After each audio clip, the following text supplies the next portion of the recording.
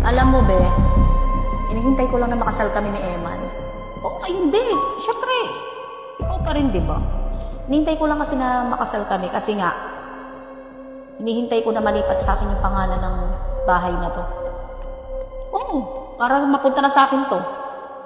Once na napunta na sa akin to, papalayasin ko yung mag-ama na yan. Alam mo, Emma, ba't wala yung anak mo?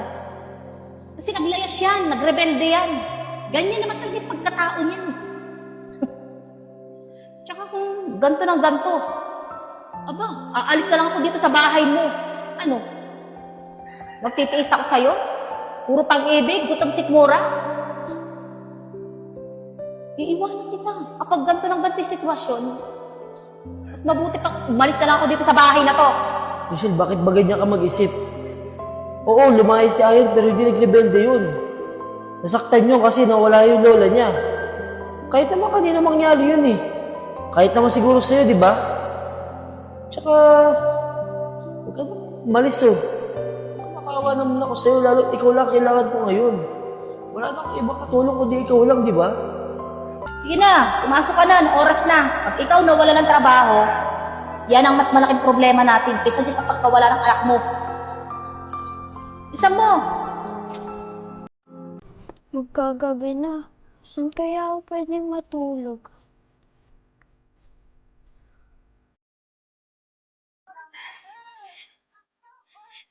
Kung si Rachel, imbis na tulungan ako maghanap, parang tamad na tamad kumilos. Wala man lang pagmamahal sa anak ko. Ano, makita ko na si Ayan. Teka. Parang kilala ko to ah. Kay Ayan to ah. Ayan. Doon pwede magkamali. Kay Ayan nga ito. Ayan! Ayan! Ayan anak! Teka lang. Nawawala yung bracelet ko. No, hindi yan pwede mawala. Yun na lang yung alaala ni mama sa akin. Teka, hanapin ko nga dito sa bag ko. No, wala dito. Ay, alam ko na. Baka nalaglag dun sa dinaanan ko kanina. Oh, anong oras na? Gabi-gabi na. Ginagabi ka dyan sa paghahanap sa anak mo. Hindi ko pa nga rin nakikita si Ayan eh. May nakita akong bracelet ni Ayan dun eh. Yung regalo sa kanya ng mama niya, bumubuhay pa siya.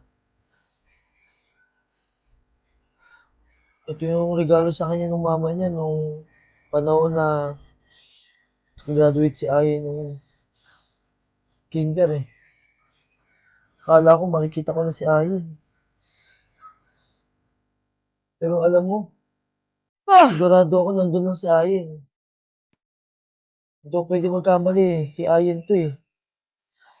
Bukas tulungan mo naman ako maghanap dun oh. Sigurado ako nandun yun. Humingi na rin ako ng tulong sa mga barangay dun eh. Kaso, ayaw nila akong tulungan. Hindi nila sa tiga doon. Ano ba naman ikaw, Emma? Araw-araw ka na naghahanap sa anak mo. Gabi-gabi na nung oras na. 2:00 na ng madaling araw. Hindi ba alam? Ano, bukas maghahanap na naman. Kasi alam mo naman, hindi ako titigil. Hindi ko nakikita yung anak ko eh. Sige, bukas. Tutulungan kita maghanap. Huwag ka mag-alala. Talaga? Oo, tutulungan kita maghanap bukas. Tulungan mo ako ha. Maraming salamat. Papahinga na muna ako. Sige na, pahinga ka na dun. Bukas na lang tayo maghanap. Maraming salamat talaga. May Diyos ba ako? Wala naman. Kunting oras na lang, makikita na kita.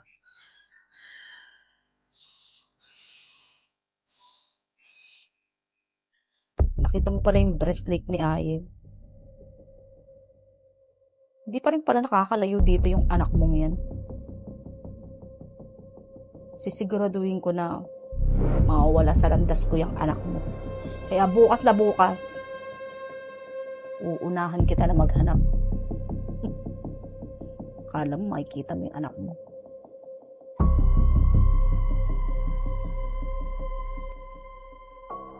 Teka. Si Ayen yun ah. Pagkakataon nga naman. Tignan mo nga naman, pumapabor pa rin sa akin yung pagkakataon. Visit kang bata ka.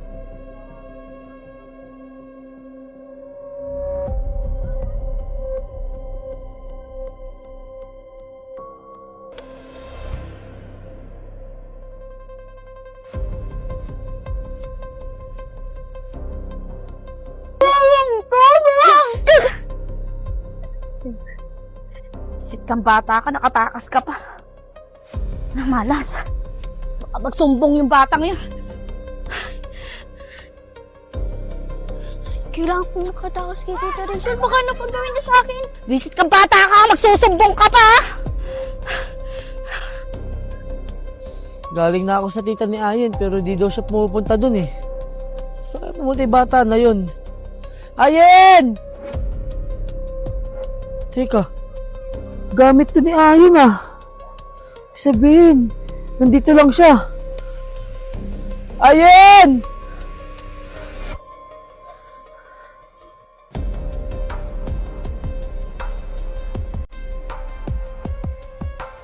Kailangan malaman ng tita ni Ayen na may nakita akong gamit ni Ayen dito.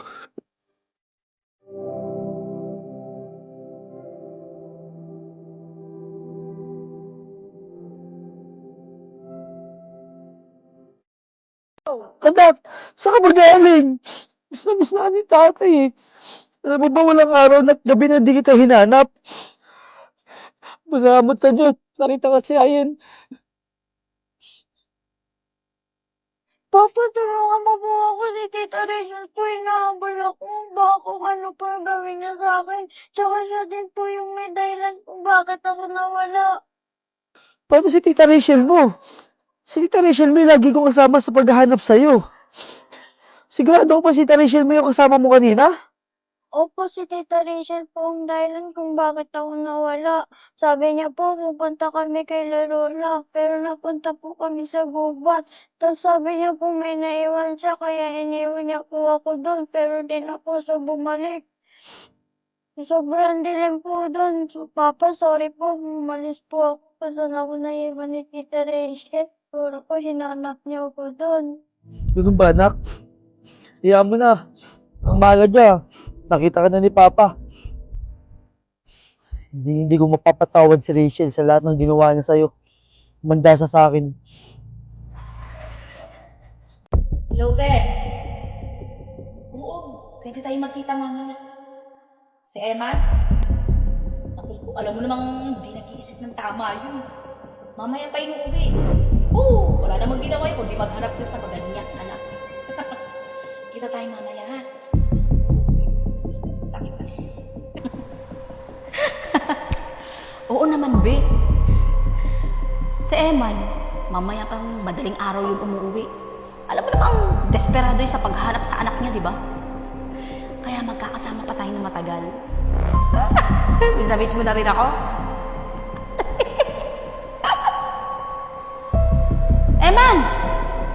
Sino na miss mo? Rachel, tapatin mo nga ako. Niloloko mo na ba ako?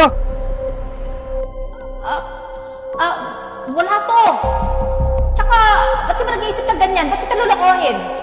Ano ka ba? Anong wala? Irinig na rinig ko may kausap ka eh. Tsaka ano ba yung cellphone na yan? Ako na yan. Ano ba?